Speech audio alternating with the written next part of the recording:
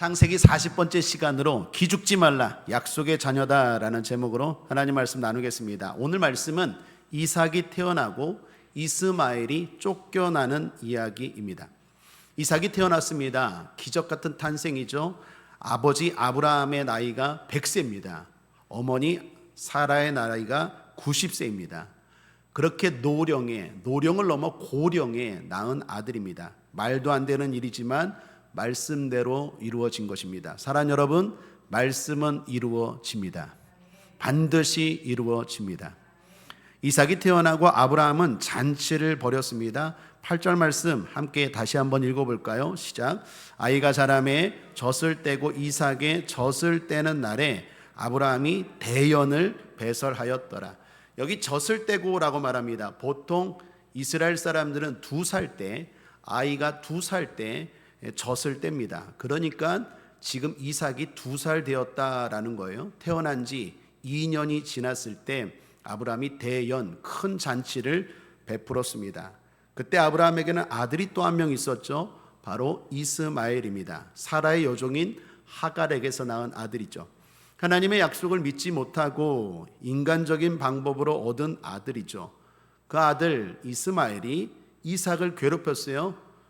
구절을 보시면 사라가 본즉 아브라함의 아들 애굽 여인 하갈의 소생이 이삭을 희롱하는지라.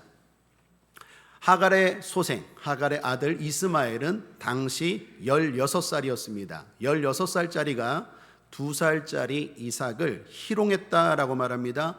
희롱은 가지고 놀았다, 괴롭혔다라는 뜻이에요. 그걸 누가 봤다고요? 2살짜리 어머니, 이삭의 어머니 사라가 봤어요. 화가 났겠습니까? 안 났겠습니까? 뚜껑 열렸죠. 2살 된 아이 엄마는 그 아이가 얼마나 이쁘겠습니까? 그런데 그 아이를 괴롭혀요. 화가 났어요. 사귀지 못하고 쏟아냅니다. 누구에게? 만만한 게 남편이죠. 남편 아브라함에게 달려가서 쏟아내요. 저 아들과 저 어머니 하갈 쫓아내세요. 지금 사라는 단단히 화가 났습니다. 그런데 화가 난 것도 화가 난 거지만 사라가 이렇게 말한 건 이거 봐라, 이렇게 되다가 아브라함의 기업을 누가 이을 것 같습니까? 이스마엘이 이을 것 같으니까 사라가 저거 안 되겠다. 내 아들이 아브라함의 기업을 물려받아야 되는데 안 되겠다. 그래서 화도 났지만 그런 의미의 이스마엘과 하갈을 쫓아내라라는 것입니다. 인간적인 욕심으로 말한 거죠. 쫓아내세요. 이거 듣고 아브라함은 근심합니다. 왜 그렇습니까? 당연히 이스마엘도 아들 아닙니까? 그런데 아브라함 입장에서 쫓아낸다는 것 참 도의적으로 말이 안 되죠. 쫓아내면 그건 죽는 거예요. 광야에서 아무것도 없는데 여자와 16살짜리 아들이 뭘 하겠습니까? 직접적으로 죽인 것뿐만 아니지만 간접적인 살인이죠. 그러니까 아브라함이 지금 근심에 쌓였어요. 자, 그렇게 근심이 깊어질 때입니다. 하나님의 말씀이 임합니다. 12, 13절 함께 읽죠. 시작. 하나님이 아브라함에게 이르시되 내 아이나 내 여종을 위하여 근심치 말고 사라가 내게 이른 말을 다 들으라. 이삭에게서 나는 자라야 내 씨라 칭할 것임이니라. 그러나 여종의 아들도 내 씨니 내가 그로 한 민족을 이루게 하리라 하신지나. 근심하는 아브라함에게 하나님이 딱 결정해 주십니다. 사랑하는 여러분, 근심하는 여러분에게 하나님이 딱 결정해 주실 것 믿으시길 바랍니다. 하나님이 뭐라고 결정해 주십니까? 네 아내 사라의 말대로 해라. 더 놀라운 건 아브라함이 그대로 했대요. 14절 상반절에 아브라함이 아침에 일찍이 일어나. 여기 아브라함이 아침에 일찍이 일어나, 이건 아브라함의 순종의 모습을 보여줍니다. 이삭을 바치라 할 때도 그랬죠. 걱정했지만 하나님 말씀하셨을 때 그는 바로 순종합니다. 다음 시간에 살펴볼 22장 3절에도 보면 아브라함이 아침에 일찍이 일어나 이삭 바치라 했을 때도 하나님 말씀 앞에 순종할 때의 모습입니다. 아브라함은 즉각적으로 바로 순종합니다. 아브라함은 하갈과 이스마엘을 쫓아냈어요. 어쩌면 자신의 실수와도 결별하는 순간일 것입니다. 자신이 하나님의 약속을 믿지 못하고 낳은 아들 아닙니까? 그런데 하나님이 쫓아내라고 결정해 주신 거예요. 그러나 여기 주목해야 되는 건 하나님은 사라처럼 욕심 때문에 쫓아내라고 말씀하는 게 아닙니다. 이삭이 약속의 자녀이기 때문에 쫓아내라는 것입니다. 그리고 쫓아내면 하나님이 이스마엘도 돌보시겠다고 말합니까? 죽이겠다고 말합니까? 돌보시겠다고 말하죠. 그도 내가 복을 주리라, 은혜를 베풀리라 라고 말씀합니다. 자, 여기 아브라함에게서 얻는 첫 번째 우리가 붙잡아야 될 메시지입니다. 그건 근심될 때는 말씀을 받고 결단하라입니다. 한번 따라하겠습니다. 근심될 때는 말씀을 받고 결단하자. 여러분, 우리가 살다 보면 근심되는 일이 있습니까? 없습니까? 있죠. 근심되는 일이 많아요. 이렇게 하면 이게 문제고 저렇게 하면 저게 문제고. 여러분, 아브라함의 입장도 보십시오. 참 난감한 상황입니다. 사라의 말대로 하자니 도의적으로 말이 안 돼요. 그 죽이라는 건데 어떻게 그렇게 할 수 있어요? 또 사라의 말을 안 듣자니 이거 집안이 이게 난리가 날 것 같아요. 싸움이 벌어지고 끊임없이 자기는 사라에게 시달리고. 어쩌면 우리가 근심하는 내용들을 보면 대부분 이런 상황 아닙니까? 이렇게 해도 문제고 저렇게 해도 문제고. 그러니까 우리가 사실 근심하는 거 아니겠어요? 이렇게 하면 요건 좋은데 이런 문제가 있고, 이렇게 결정하면 이건 좋은데 또 이런 단점이 있어요. 그러니까 우리가 방황하고 근심하고 걱정하고 염려하는 것 아니겠습니까? 사랑하는 여러분, 그럴 때 여러분께 답을 드리겠습니다. 성도의 판단은 말씀입니다. 주님의 말씀을 받아야 합니다. 그리고 받았을 때는 결단해야 됩니다. 받는 것과 행동하는 결단이 필요합니다. 이 두 가지가 균형을 이루어야 돼요. 여러분, 만약에 생각해 봅시다. 아브라함이 하나님의 그런 말씀을 받지 않고 쫓아내었다고 생각해 보십시오. 하나님의 말씀을 받지 않고 쫓아냈다면 쫓아냈다라는 건 똑같지만 누가 책임져야 됩니까? 내가 책임져야 돼요. 내가 결정하고 내가 판단하고 내가 행동했기 때문에 내가 책임져야 돼요. 아마 하갈은 이스마엘과 죽었을 거예요. 그러면 아브라함은 살인자가 되는 거예요. 엄청난 죄를 지는 거예요. 그런데 쫓아내긴 했는데 뭘 받고 쫓아냈어요? 하나님의 말씀을 받고 쫓아냈어요. 그러니까 누가 책임지십니까? 하나님이 책임지세요. 그래서 말씀을 받고 행동하는 게 중요해요. 겉으로 볼 땐 똑같아요. 하갈을 쫓아낸 게 똑같아요. 그런데 내 생각대로 고민하다가 결정하면 내가 다 책임져야 돼요. 그 중에는 내가 책임질 수 없는 것도 있어요. 그런데 기도하고 쫓아냈기 때문에 누가 책임지십니까? 하나님이 책임지시는 거예요.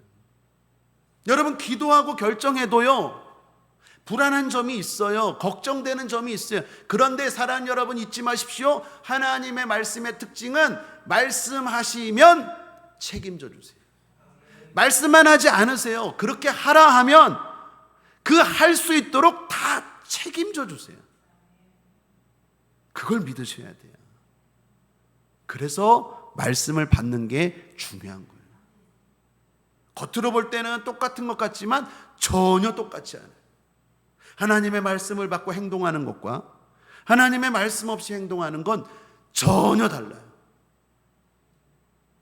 사랑하는 여러분, 말씀을 받으십시오. 말씀을 달라고 주님께 기도하길 바랍니다. 기도하고 귀를 기울이십시오. 기도할 때 기도는 일방통행이 아닙니다. 쌍방통행이에요. 기도는 대화입니다. 기도하면서 들으셔야 돼요. 방언 기도하면서 들으려고 하면서 기도하셔야 돼요.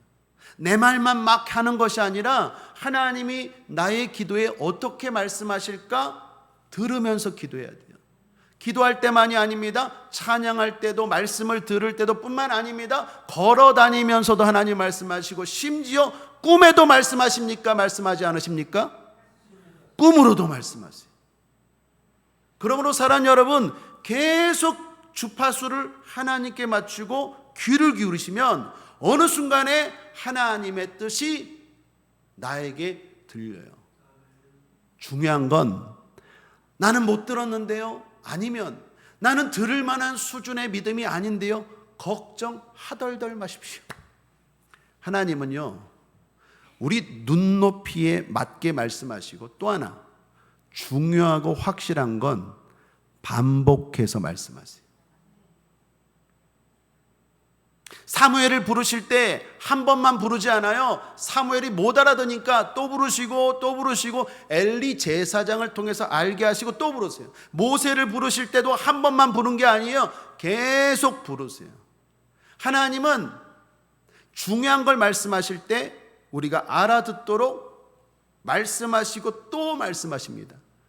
무슨 아이들 영어 듣기 평가처럼 잘 들어라, 두 번 다시 말하지 않는다, 한 번만 말한다, 이러지 않으세요.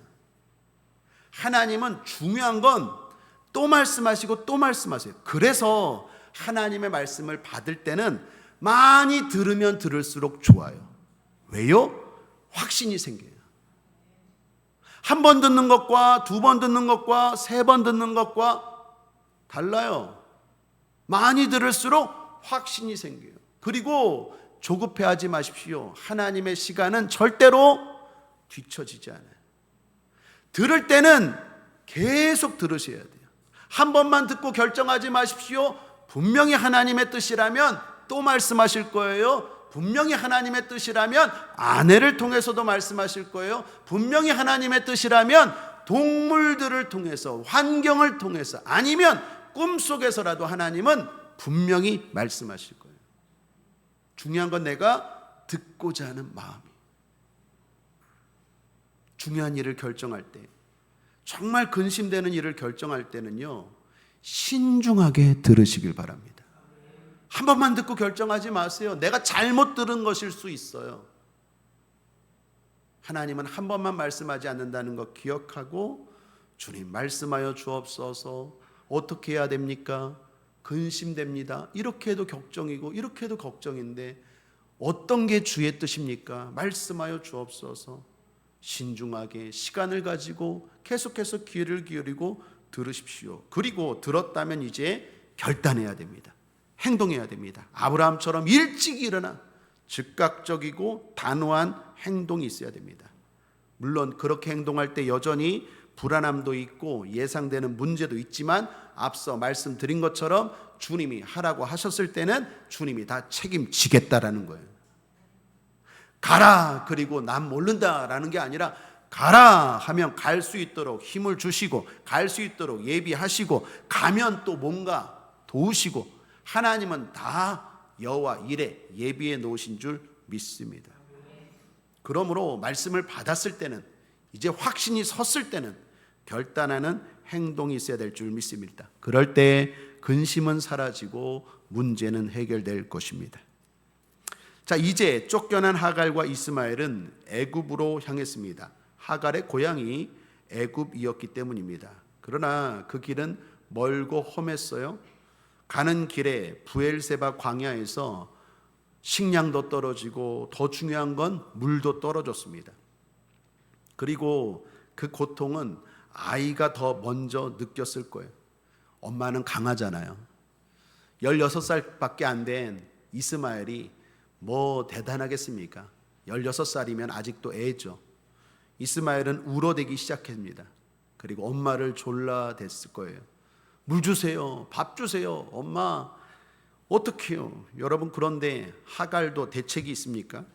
하갈도 아무 대책이 없어요. 광야입니다. 엄마가 뭘 줄 수 있겠습니까? 하갈도 지금 죽을 지경인데 자신도 점점 지쳐갑니다. 그래서 하갈은 절망해요. 그리고 죽음을 준비합니다. 그런데 아들의 죽어가는 소리를 엄마가 차마 듣지 못하겠던 것 같아요. 그래서 울며 고통스러워하는 이스마엘을 나무 근처 그늘에 두고 자신은 멀리 떨어진 곳에서 자리합니다. 그리고 거기서 통곡해요. 16절 함께 읽죠. 시작. 가로되 자식의 죽는 것을 참아보지 못하겠다 하고 살 한 바탕쯤 가서 마주 앉아 바라보며 방성대고 가니. 다 떨어졌어요. 물도 떨어지고 식량도 떨어지고. 그런데 자식이 죽어가는 걸 참아보지 못하겠대요. 여기 살 한바탕쯤이라는 말은 살은 화살을 말합니다. 한바탕은 거리를 말해요. 즉 화살을 이렇게 한번 딱 쐈을 때 이렇게 쉥 하고 날아가서 어디 떨어지겠죠. 그 정도 거리, 그 정도 떨어진 거리에서 하갈이 이스마엘을 마주보고 있는 거예요. 여러분 이게 이 장면이 연상이 되십니까? 아들이 엄마 죽겠어 막 목말라 그 소리를 못 듣겠는 거예요. 고통스러워서. 내가 물이 없어 고통스러운 것보다 아들이 죽어가는 그 소리가 더 고통스러워서 살 한바탕쯤 화살 한 번 쐈을 때 그 거리 좀 떨어진 거 안 들으려고. 그런데 안 들으려고는 하지만 또 어떻게 해요? 눈은 봐요 안 봐요?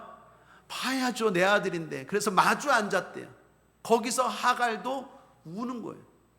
아들도 울고 죽어가고 엄마도 울면서 죽어가요. 아무도 없어요. 광야입니다. 엄마도 아들을 도와줄 수도 없고 엄마도 자기 자신의 문제를 해결할 수 없어요. 아무도 못 듣는 그 순간에 누가 들으십니까? 하나님이 들으세요.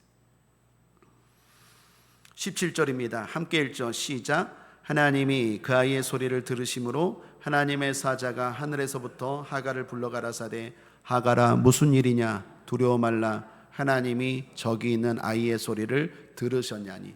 여러분 17절에서 들었다라는 말을 두 번이나 반복해서 강조하고 있어요. 여러분 이게 뭘 말합니까? 아무도 안 듣는, 아무도 못 듣는 광야에서, 들어도 해결해 주지 못하는 광야에서 하나님은 들으신다라는 거예요. 여러분, 여러분의 소리를 아무도 안 들어줍니까? 아니, 여러분의 소리를 들어도 도움을 줄 수 있는 사람이 아무도 없습니까? 하나님이 들으십니다. 하나님이 들으십니다. 하나님이 들으십니다. 지금 그걸 강조하는 거예요. 하나님이 들으셨다. 하나님이 들으셨다. 특별히 여기 어머니들 계십니까? 할머니들 계십니까? 자녀들과 손주들을 위해 내가 해줄 수 있는 게 없다고 해서 절망하고 계신 분들 계십니까?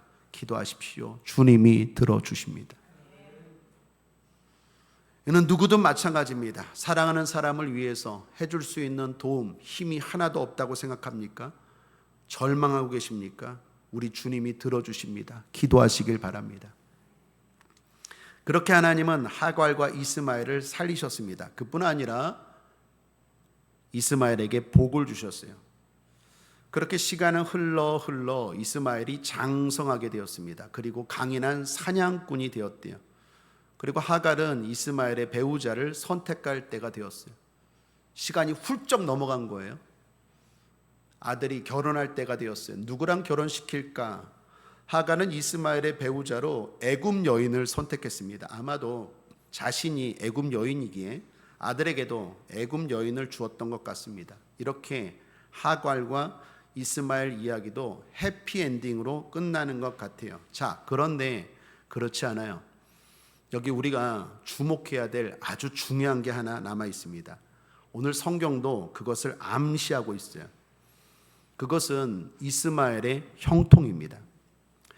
여러분 보았듯이 이스마엘도 하나님의 은혜로 살게 되고 살 뿐만 아니라 형통하게 되었어요. 그런데 문제가 있습니다. 그의 형통은 하나님의 약속과 무관한 형통이에요. 하나님의 약속과 무관한 강인한 사람이 되었어요. 하나님의 약속과 무관한 사냥꾼이 되었어요. 그는 하나님의 은혜나 하나님의 약속을 생각하지 않고 살아갑니다. 그건 진정한 형통이 아니에요. 자, 무엇보다 아내입니다. 오늘 성경은 이스마엘 이야기를 아내 이야기로 맞춰요. 21절 마지막 절 함께 읽어보죠. 시작. 그가 바란 광야에 거할 때에 그 어미가 그를 위하여 애굽 땅 여인을 취하여 아내를 삼게 하였더라. 그가 애굽 땅 여인을 취하여 아내를 삼게 했대요. 하갈이. 이스마엘은 애굽 여인과 결혼을 했어요. 여러분, 이스라엘은요 모계 사회입니다.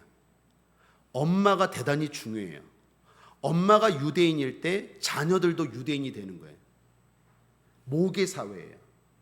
그러니까 여러분 그냥 이게 그냥 해피엔딩으로 끝난 것 같지만 여긴 심오한 뜻이 담겨 있어요. 이스마엘이 하나님의 은혜로 광야에서 죽다 살아났구나. 그래서 장성해서 훌륭한 사냥꾼이 되고 좋은 아내 만나서 행복하게 살았구나. 이렇게 보면 안 돼요. 성경 이면에 지금 우리에게 뭘 던져주고 있는 메시지가 있어요. 그건 이스마엘이 형통한 것처럼 보이지만 약속과 무관된 형통은 절대로 형통이 아니라는 거예요. 더욱이 아내예요. 아내를 애굽 여자를 선택했어요. 그 말은 지금 이스마엘이 하나님의 약속과 전혀 상관없는 삶을 살게 되었다라는 걸 보여주는 거예요. 그걸 강조하는 거예요. 어머니도 애굽 여자고 아내도 애굽 여자예요. 사랑 여러분, 성도에게 가장 중요한 게 뭘까요? 하나님의 약속이, 하나님의 언약이. 이 땅의 형통은 영원합니까? 그렇지 않아요. 이 땅의 부자는 영원히 부자입니까? 이 땅의 건강한 사람들은 영원한 건강, 이 땅의 권력자들은 영원히 그 권력을 갖습니까? 그렇지 않아요. 진정한 복은 하나님의 약속이 있는 사람이에요. 그게 복 중의 복이에요. 그게 진짜 중요한 복이에요. 똑같은 형통이어도 하나님의 약속대로 이루어진 형통인지 아니면 하나님의 약속과 전혀 상관없는 형통인지를 보셔야 돼요. 여러분, 단언적으로 우리가 사는 이 세상에 수많은 재벌들이 있고 수많은 권력자들이 있는데 그들이 다 예수 믿는 사람입니까? 그렇지 않아요. 그 말은 무슨 말이에요? 예수 믿지 않아도 형통할 수 있다라는 거예요. 그런데 그 형통은 진정한 형통이 아니라는 거예요. 그게 지금 이스마엘이에요. 우리는 약속이 있어야 돼요. 약속의 자녀가 돼야 돼요. 그래서 신약 성경에서 바울이 말합니다. 갈라디아서 4장 28절 함께 읽겠습니다. 시작. 형제들아, 너희는 이삭과 같이 약속의 자녀라. 다시 한번 읽겠습니다. 시작. 형제들아, 너희는 이삭과 같이 약속의 자녀라. 우리 옆 사람과 서로 인사하겠습니다. 집사님은 약속의 자녀예요. 이게 중요한 거예요. 이게 진짜 형통이에요. 그러면 약속의 자녀 이삭은 어떻게 됩니까? 하나님의 기업을 이을 자. 약속의 자녀 이삭은 오늘날 어떻게 됩니까? 갈라디아서 3장 29절도 함께 읽겠습니다. 시작. 너희가 그리스도께 속한 자면 곧 아브라함의 자손이요 약속대로 유업을 이을 자니라. 그리스도께 속한 자면, 이 말의 정확한 의미는 예수를 주인으로 영접하면이에요. 그렇습니다. 예수가 내 인생의 주인이 되어야 돼요. 그러면 지위, 성별, 나이 상관없이 약속의 자녀가 됩니다. 그러므로 두 가지가 중요합니다. 하나는 주인됨을 고백하셔야 돼요. 늘 고백하십시오. 주님이 주인입니다. 그리고 실제로 그렇게 살아가시길 바랍니다. 내 인생에 주님이 주인 된다는 건 어떻게 살아가는 겁니까? 주 뜻대로 살아가는 거예요. 여러분, 주인이 결정합니까? 하인이 결정합니까? 주인이 결정하죠. 여러분 인생에 예수님이 주인이라면 예수님이 결정하게 하셔야 돼요. 여러분이 결정하고 있다면 여러분이 주인이에요. 말만 주님 하지 여러분이 주인이에요. 결정권을 진 자가 진정한 주인이에요. 그리스도께 속했다라는 것은 예수가 내 인생의 주인이라는 거예요. 예수가 내 인생의 주인이 돼서 나는 예수의 뜻대로 결정한다는 거예요. 내 뜻대로 결정하지 않고 주 뜻대로 결정하는 거예요. 아무리 교회를 나와도 내 마음대로 결정하고 내 뜻대로 결정하고 내가 생각하는 대로 결정하면 그 사람은 그리스도께 속한 자가 아니에요. 그리스도께 속한 자는요, 주 뜻대로 결정해요. 주인이 주님이에요. 내가 뭔가를 결정할 때 주님 말씀대로 결정하고 주의 뜻이 뭔가를 분별하고 결정하면 그리스도께 속한 자고, 그 사람은 약속의 자녀고 당장은 안 좋은 것처럼 보이지만 진짜 형통한 자인 줄 믿습니다. 그런데 그런 약속이 없어요. 예수를 영접하지 않아요. 그리스도께 속해 있지 않아요. 겉으로는 지금 잘 되고 있어요. 성경은 말합니다. 위험한 거야. 불행한 거야. 불쌍한 거야.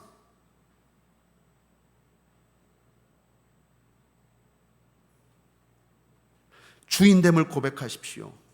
그리고 결정하십시오. 또 하나는 약속을 자랑하라입니다. 성도가 가장 비참할 때가 언제일까요? 가난할 때? 아닙니다. 성도가 가장 비참할 때가 언제일까요?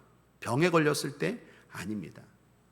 혼자 남았을 때? 외로울 때? 쓸쓸할 때? 아닙니다.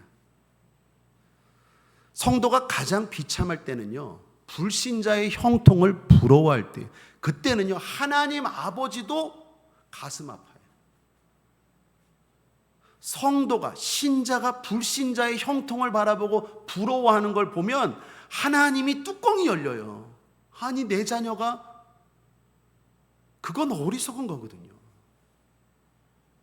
헛된 자랑이에요. 진짜 자랑해야 될 것을 보지 못하고 헛된 것을 부러워하기 때문에 하나님 아버지가 무엇보다도 가슴 아파하세요. 성도가 불신자의 형통을 보고 기가 죽을 때 우리 하나님 아버지는 가슴이 무너져요. 너 진짜 그게 부럽니? 네가 가지고 있는 약속이 어떤 건지 모르니? 그거 헛된 자랑인 거 몰라? 제가 자랑하면요 이 이야기가 생각나요. 5살짜리 아이들이 모여서 서로 자랑했대요. 한 아이가 자랑합니다. 우리 집은 차가 2대다. 자랑해요. 그랬더니 또 다른 애가 우리 집은 아빠가 사장님인데 냉장고가 2개다. 그랬더니 그 옆에 아가 우리 집은 아빠가 교수님인데 집이 2개다. 이런저런 자랑을 서로 합니다. 그랬더니 요즘은 유튜버가 대세잖아요. 유튜버, 인플루언서. 또 한 애가 말해 우리 집은 누나가 인플루언서인데 빌딩이 2개다. 막 자랑해요. 근데 한 명 아이가 기가 죽은 거예요. 자랑을 못하는 거예요. 근데 자기도 뭘 자랑해야 되지. 이렇게 자랑했다. 우리 집은 엄마가 2명이다. 여러분 웃지도 않으시네. 여러분 그게 자랑입니까? 헛된 자랑이죠. 세상 사람들의 자랑이 그와 같아요. 세상 사람들은 영생을 몰라요. 이 세상이 다라고 생각해요. 죽음 이후에 대해서는 생각을 안 해요. 당장 어린아이들의 특징이 뭡니까? 당장 줘. 지금 우리 아이들 여기 교회 유치부 예꿈 아이들의 특징이 뭐예요? 지금 줘. 나중에 할아버지가 가서 사. 지금 줘. 아이들의 특징이 뭐예요? 지금 주면 좋아해요. 멀리 보지 못해요. 그런 의미에서요 불신자는요 미숙해요. 지금 줘. 죽기 전에, 죽으면 몰라. 그때 가서 몰라. 그게 뭔 상관이야. 지금 줘. 지금 잘 되면 줘. 아이들하고 똑같아요. 그런데 영원한 세상을 알고 있고 죽은 이후에 어떤 세상이 펼쳐지는 걸 아는 성도가 그걸 부러워해? 예를 들면 할아버지가 애가 먹고 있는 사탕을 부러워해? 이건 진짜 부끄럽고 말도 안 되는 일이죠. 그거와 똑같은 거예요. 그래서 하나님이 가슴을 치는 거예요. 성도가 가장 비참할 때는요 불신자의 형통을 보고 부럽다. 그때 하나님이 진짜 가슴 아프하고 성도가 비참한 것입니다.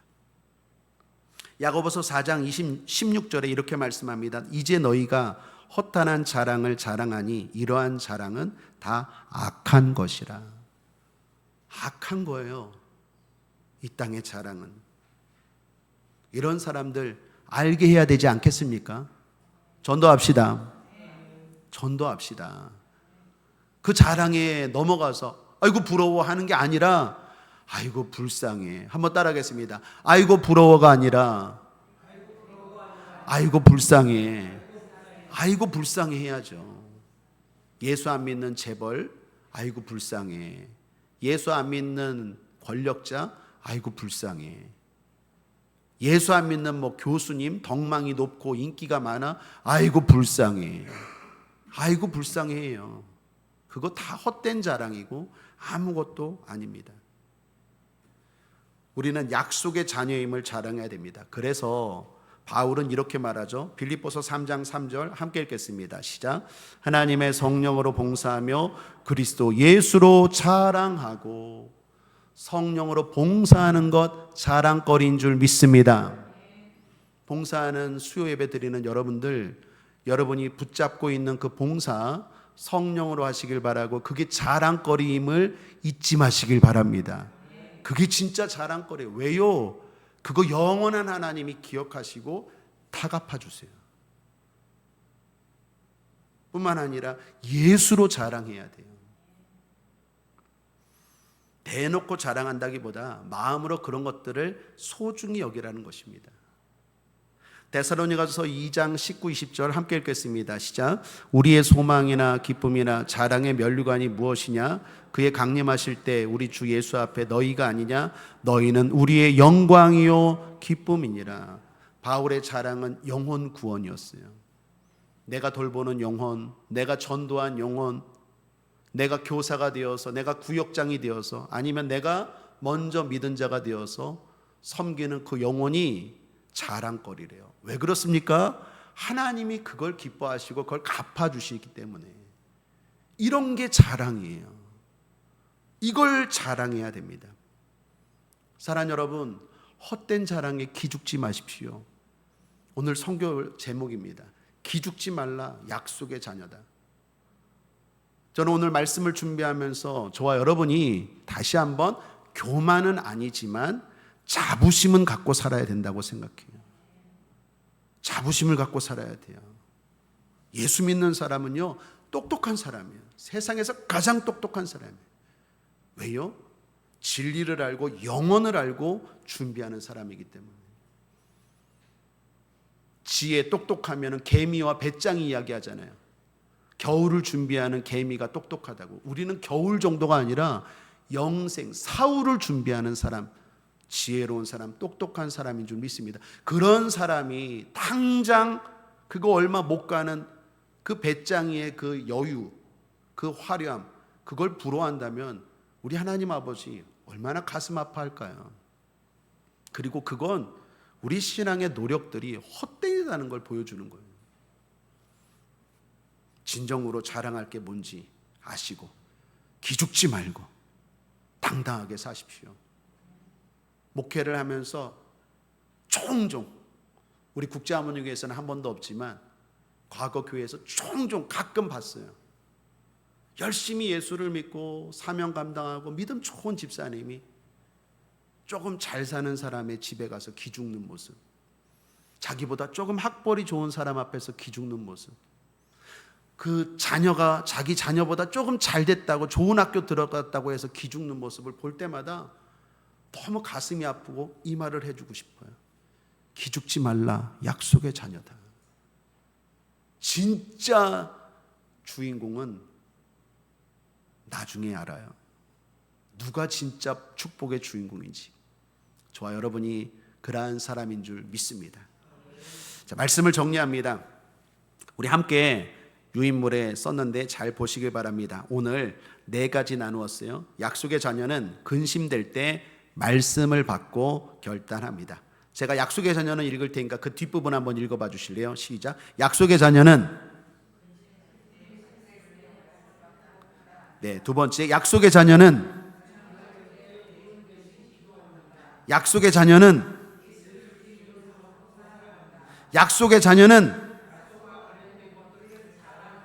무엇보다 저와 여러분이 약속의 자녀인 줄 믿습니다. 세상의 헛된 자랑에 기죽지 마십시오. 기도하겠습니다. 좋으신 하나님 아버지, 감사합니다. 우리는 약속의 자녀입니다. 하나님의 기업을 이을 자입니다. 엄청난 유업이 우리 앞에 예비되어 있는 자인 줄 믿습니다. 당당하게 자부심을 가지고 기죽지 않고 살아가는 우리 성도들 되게 하여 주시옵소서. 약속의 자녀로 살아가는 지혜를 허락하여 주옵소서. 특별히 여기 근심 가운데 있는 분들 계십니까? 아브라함이 어떻게 결정하고 결단했는지 보게 하여 주시고 그 모습 따라 순종함으로 근심이 평안으로 바뀌게 하여 주옵소서. 주님 인도하여 주옵소서. 예수님의 이름으로 축복하고 기도했습니다. 아멘.